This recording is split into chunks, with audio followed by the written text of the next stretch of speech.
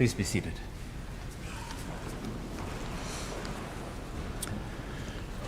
There's a story that circulates online periodically that the American soldiers during the Revolutionary War used to go into battle crying, "No king but King Jesus."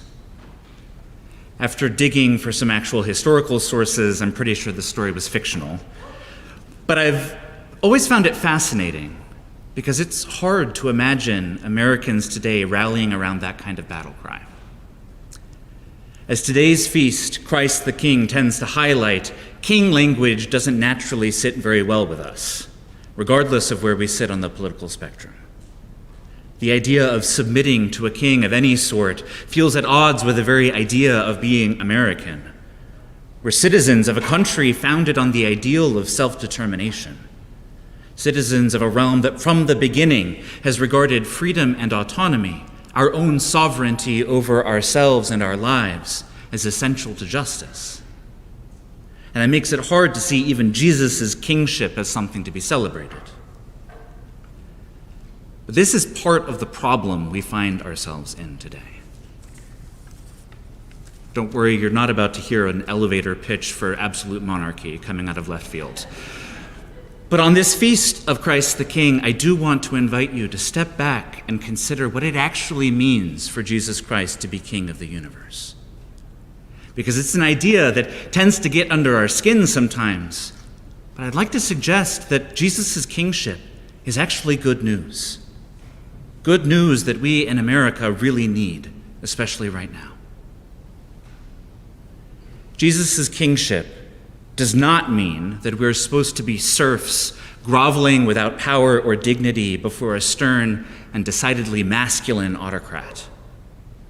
The problem with our society's fixation on our own sovereignty isn't that we ought to be kind of blindly submissive subjects. The real problem is what happens to our souls when we follow that spirit of our own sovereignty, the spirit that makes an idol out of our independence from each other. The Spirit seduces us into believing that we flourish most when we are autonomous and in control of our fates.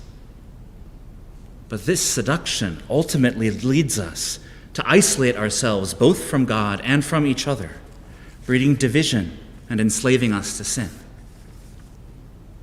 Humanity has had a love affair with this spirit of our own sovereignty since the Garden of Eden, to pretty disastrous effects. Part of what happened in the garden, part of what Adam and Eve did, was assert their own sovereignty against God. This wasn't a problem because they transgressed some arbitrary line. It was a problem because by saying, "My will, not thine, be done," Adam and Eve separated themselves from the source of all life. They said, "Me, not you," setting themselves against God and the mutual flourishing that God desires for creation. They said to God, "We are citizens of our own sovereignty, not children dependent on your goodness." And so they set the tone for the rest of human history, quickly turning against one another, asserting themselves against each other, and creating a rift within the human family. This spirit of sovereignty, this spirit of me, not you, us, not them, has woven itself into the fabric of our world. And it's directly reflected in the sorry state we find ourselves in. We see it in endless wars where each side asserts their right to freedom at the expense of others' dignity and lives. We see it in humanitarian crises where refugees' suffering becomes an afterthought, secondary to our own self-interest. And we see it at home, where our friendships are strained under a politics poisoned by a zero-sum mentality. If they win, we lose. This constant struggle to assert our own sovereignty, our own independence and autonomy, leaves us bitterly divided and unable to trust or work together for the common good. It fosters suspicion, hardens our hearts, and ultimately estranges us not just from each other, but from the God who created us to live in communion. The spirit of our own sovereignty seduces us into believing that our flourishing lies in self-rule and freedom. But in truth, it enslaves us to cycles of resentment, violence, and fear. It was no different in the time of Scripture, at the time of Jesus meeting Pilate in our gospel today. While the structures and procedures we live with may look very different from the world in biblical times, we are divided and enslaved by sin in much the same way the characters in the Bible were, because of this same spirit of sovereignty woven into our lives. It was the spirit of our own sovereignty that drove the Romans to conquer and oppress, establishing their empire through brute force and exploiting the lands and people under their dominion. And it was that same spirit of sovereignty that fueled the longing among the Jews for a Messiah who would come as a warrior king, a leader who would meet violence with violence and reestablish Israel's independence and freedom by driving out the Romans through power and might. They were living on the same stage of division and enslavement to sin as we are. Their world was built on the same game of asserting me versus you and us versus them. And they expect Jesus, this King of the Jews, to meet them on this stage and to play the same game. But Jesus refuses. Jesus refuses to play by the rules of independence and sovereignty that pit me against you and us against them.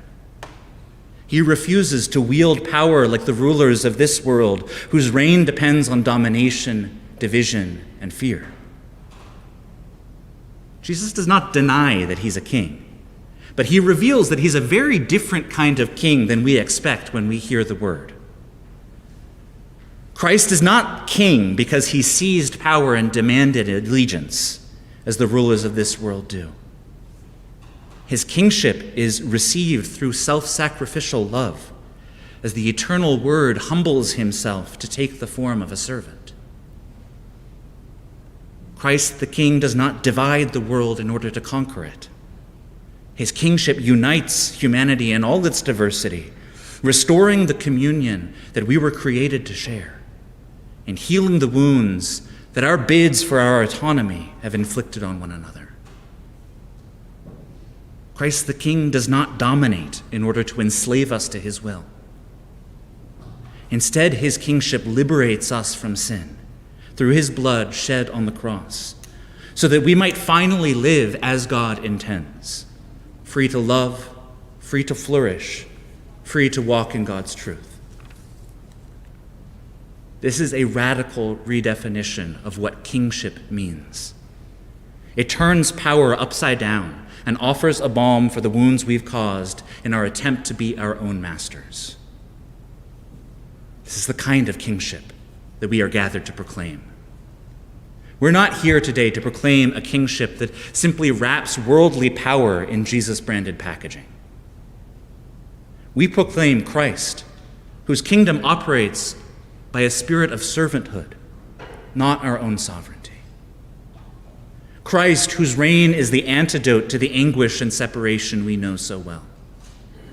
Christ, whose kingship is not asserting me versus you or us versus them, but about reconciling us all in communion with God. This is the good news of today's feast, that in a world torn apart by our pursuit of our own independence and sovereignty, there is another way. Christ's reign is offered in love, not imposed by force. It frees us to live not for ourselves, but for God and each other. And it invites us to be part of a new kind of kingdom, not one of earthly power, but one that begins wherever the servant Messiah is enthroned in our hearts. So perhaps the rallying cry of "No king but King Jesus" isn't such a bad banner after all. Not for a rebellion or a bid for autonomy, but for the hope we share as citizens of this kingdom founded on servanthood, not our own power. Thanks be to God.